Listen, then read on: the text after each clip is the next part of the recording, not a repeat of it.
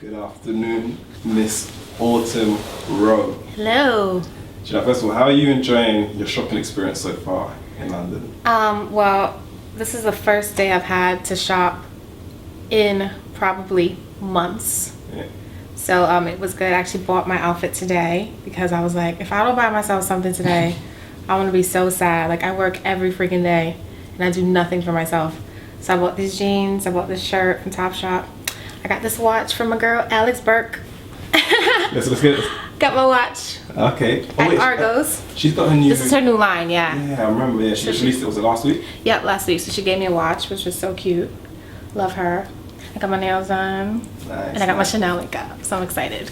So actually, so explain to me, because you and Alexandra seem to be really pally and really close. So explain to me a bit about you guys' relationship.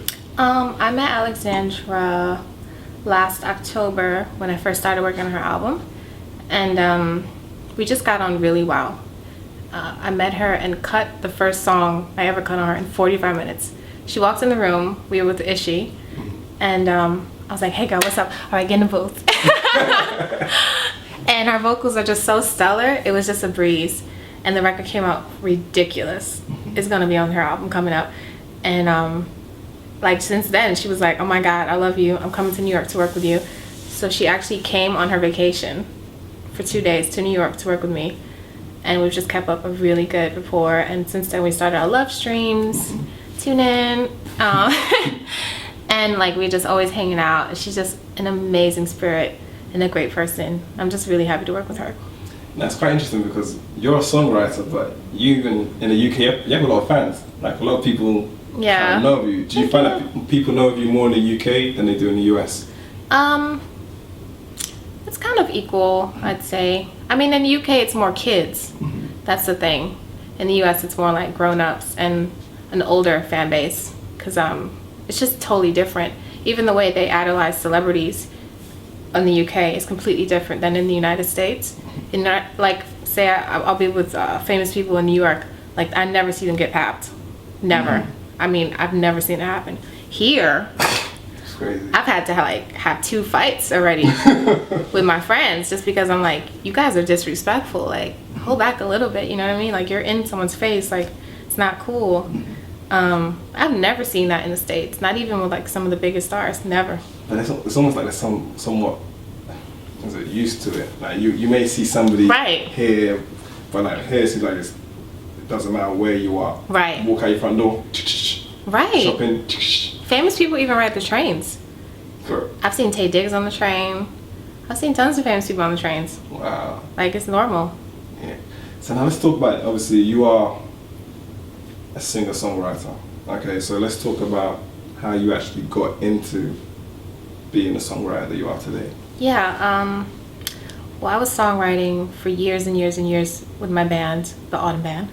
And kind of the opportunity came about almost 2 years ago. Someone named Derek asked if I'm still writing songs. I haven't seen him in like 6 years. I said, yeah. He goes, because there's like an opportunity, they're looking for a female songwriter. You should come by the studio. So I came by and met these guys, Water Music, who have a co-publishing with Stellar, which is Stargate's publishing company. So I came in, and like the second month in, they gave me this long Dead Mouse track. So I cut it up and wrote the song called Happiness. And Stargate has signed this artist named Alexis Jordan, who didn't have a single. And it kind of just all meshed together. So next thing I know, I signed to Stargate, and then wrote Good Girl and wrote Hush. And that was pretty much like the beginning of a lot of things. So how's things changed for you then? Because the workload must dramatically increase once you get first placement. So tell me a bit about that. Yeah, you know, I'd say like it's completely true. Like, it's like hurry up and wait. You know what I mean? How they say that? Like, you like forever, nothing is happening. You're just working and grinding and nobody notices you. And then like all of a sudden, everyone notices you. And now you have so much to do, and it can feel a little bit overwhelming sometimes, but it's amazing. I mean, I tell everyone, like, please don't give up if it's really what you want to do, even if it seems like it's not going to happen and you're like, this is taking forever, because you just don't know when your time is, and you don't know what God or destiny has for you, you just have got to keep going.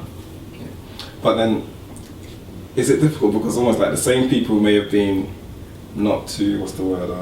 It's almost like the same person that closes the door in your face is now going to be the same person to open it up. Sometimes. Yeah, I mean, did you ever notice that there's people who maybe when you was on the come up, they weren't too receptive, but now... Oh my God, yeah, the same people like who wouldn't even take a meeting with me, you know, are like my best friends now. So but how for is that? sure. I mean, how do you approach that?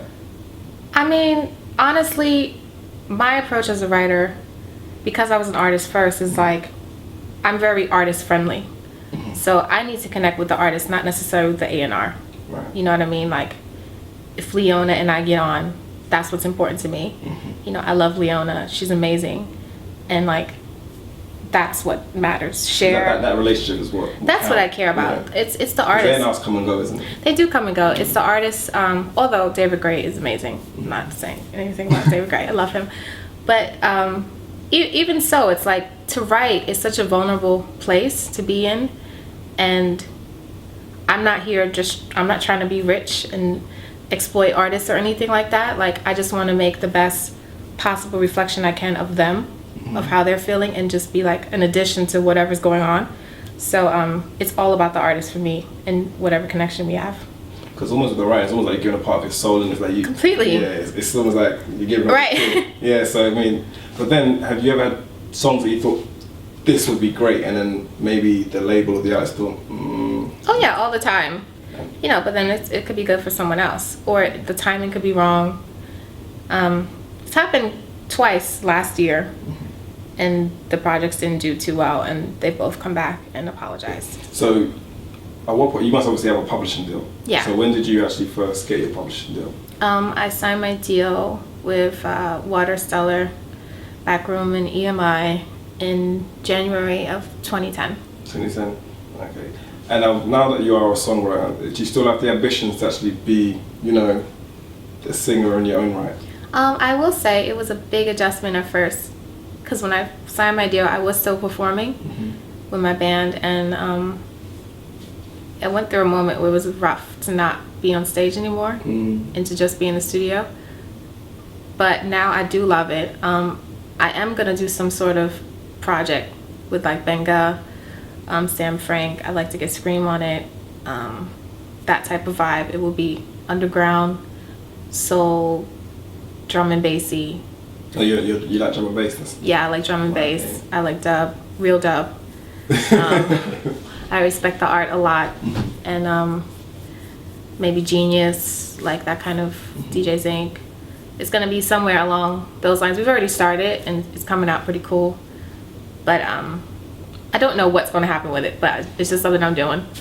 But it's almost like you can actually now do this now probably just for the love now. Just for the love, yeah. On the other end, it's taking care of itself totally. Financially, so now it's like you can just whatever music you want. Exactly. That must be actually really liberating. It is completely liberating to just do something I want to do.